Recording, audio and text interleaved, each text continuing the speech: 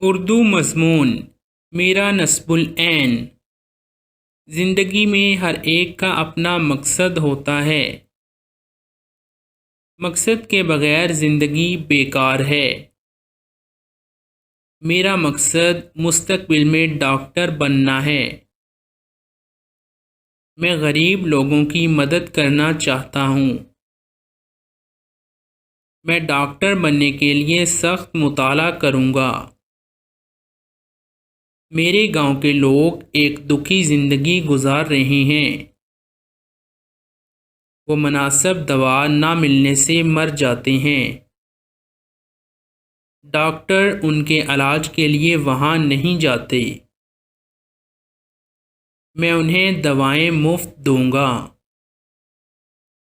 اس لیے میں اپنے گاؤں میں اپنا ہسپتال کھولوں گا۔